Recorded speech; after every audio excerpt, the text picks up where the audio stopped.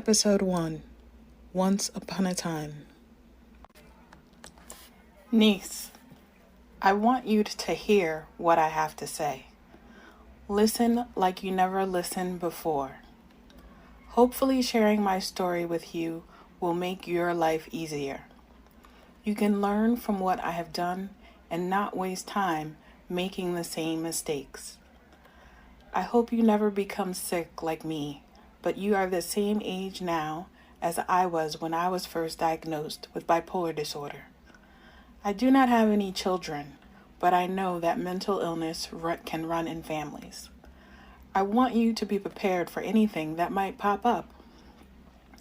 I'll be with you to support you, but what I tell you will help you fight battles I hope you never have to face. I made it to a state of full remission, and no one ever even told me that remission was possible.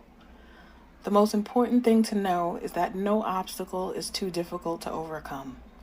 But I don't want to sound like some old woman preaching to a young person about when I was their age, so just imagine I'm telling you a story. I'll begin my favorite way of beginning stories. Once upon a time. Once upon a time. It was almost Christmas, 1999, and I sat in a movie theater in Times Square, eating a hot dog and devouring a huge slushie. I was at the movies alone because that was something I loved to do when I was stressed. I was on Christmas break, but I was supposed to be studying because I had to go back to Cambridge soon. Finals were in January. But I decided to take a break to see if this new movie everyone was talking about, called Girl Interrupted. I knew nothing of mental illness except for a few people in the family. Mom and Dad would say, "Something's wrong with him," or "She crazy." I always wondered what that something could be, or what it really meant to be crazy, though I never imagined that anything like what those women went through in the movie could ever happen to me. Back at Harvard, I crammed. 4 straight days of no sleep resulted in the passing of all my exams. I hadn't declared my concentration yet, so I was taking only core classes, and all of my core classes had exams. I celebrated the passing of exams over 3 bottles of coconut rum with my 2 roommates, Lisa and Keith. Lisa was a fantastic photographer. Keith asked her for one of her pictures. She put it in a frame and hung it on her bedroom wall. She told Lisa it would be worth a lot one day. Keith was the first person I'd ever met with a boy's name. The first girl I'd ever met with a boy's name. It seemed to suit her perfectly after meeting her in person, but when I read her name in the paperwork, I thought there might be co-ed dorms. I wouldn't have minded having a male roommate, but I was happy to meet Keith, with her blonde hair, brown eyes, and newly tanned skin. She lived in Florida, and she was afraid of the New England winters. Coming from Harlem, I didn't mind the cold, but I did worry that many people would butcher my name, Sienna, so I introduced myself to everyone as Anna. I felt it was both easier to pronounce and easier to remember. I also felt it sounded a lot less black than Sienna or Sia, as everyone in the family calls me. I was a lot more comfortable in my skin when I graduated from college, so I never go by Anna anymore. I had to become comfortable with myself as a person living with bipolar disorder, and that made me more comfortable with myself as a Black woman. The way I saw it, people could look down on me for any reason, and being a Black bipolar female were 3 of the main ones. To accept being one of those things, I had to accept being all of those things. It's a terrible thing not being comfortable in oneself, but thankfully one's true self is something that can be restored. I started spring semester strong. I was taking 5 classes and working part-time. Only the best students dared to take 5 classes in a semester. The workload was intense, but I wanted to get through my core classes as quickly as possible so I could have time to take the classes I really wanted to. I went over a week without sleep. It was unintentional. The sleepless days just snuck up on me, and then, when I finally wanted to fall asleep, I couldn't. I tried laying down and willing my eyes to stay shut, but that didn't work. Finally, I gave up and decided to go to the movies. I went to go see Final Destination. I had begun to think a lot about death and when I would die. I was beginning to think maybe college was making me sick. What if I could never fall asleep? Would I die? I was reaching a point where I could barely function, and there was no way I could finish the term in the state I was in. Tears began to fall from my eyes. I didn't want to cry, but I couldn't stop. I left the theater and began to walk along the Charles. That's the last thing I remember. I awoke in a bed in the infirmary. A gray-haired man was sitting beside me. "Everything's going to be all right, Anna." His eyebrows were thick and they moved when he spoke. It made me suspicious of everything he said. "You'll be out of here soon." Where am I going? I knew I was in the infirmary because I'd been there before. I hadn't been to the floor I was currently on, but it was easy to figure out where I was.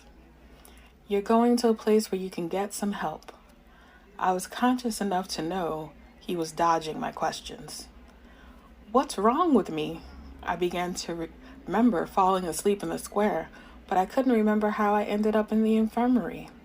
I had my Harvard ID on me, so that must have been the reason they brought me to the infirmary. "Nothing is wrong with you. You just need some help." He got up and walked out of my room. When he came back, he had my black leather coat my mom had sent me for my birthday. If I had been awake when I arrived, I never would have let them take it. I got out of the bed I was lying in, fully clothed with shoes and everything, and walked into the warmth of my coat. The ambulance is downstairs. It was then that I realized there were 2 other men at the door, waiting to escort me down to the ambulance. I quickly realized that whatever was wrong with me, they didn't want me to escape and go back to my dorm. I want to go home. I never liked doctors, hospitals, or medications. I guess few people do. At the time, I wasn't fully aware of the fact that they were taking me to a mental hospital. I just knew it wasn't anywhere I wanted to go. If I had to leave, then I wanted to go home. But in the moment, that was not an option. I had to go to the hospital first. I thought of running away or fighting back, but instead I rode on the elevator, lay on the stretcher, and rode in the ambulance, completely unaware that I was being taken to the exact hospital where Girl Interrupted had been filmed. I was on my way to learning what "something's wrong with her and she crazy" actually meant. I'm going to stop there for now. I'll get into the business of a mental hospital next time. Just remember to pay attention to what's going on with your body. Not sleeping can have a negative effect on your mental health. I know it's easy to just stay up, but the body needs rest. Sleep is restorative. Also, don't push yourself unnecessarily. I was always competing with myself. I did this one thing so I can outdo myself and do this next thing. I never needed to take 5 classes. I just wanted to see if I could pull it off. It was an unnecessary risk, and I've learned that unnecessary risks can lead to failures. Taking risks is important, but they must be the right ones. Until next time, this is Aunt Sia saying, stay strong, stay healthy, and know that you are loved.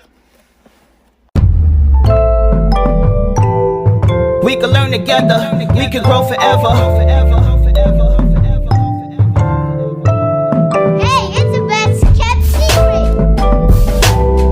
We can learn together, we can grow forever. I am not my hair, I am not my skin. I am a vessel of love and soul within. I am black bipolar female. I am black bipolar female. I am not my hair, I am not my skin. I am a vessel of love and soul within.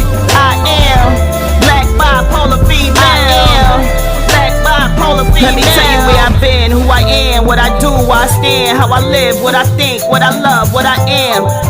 Black bipolar female. Many questions you could ask, what I don't know I will pass. I will help you understand all the ups, all the downs, all the smiles, all the frowns, all the whys, all the hows. Walk the journey with me, the road is full of wows. We can learn together, we can grow forever.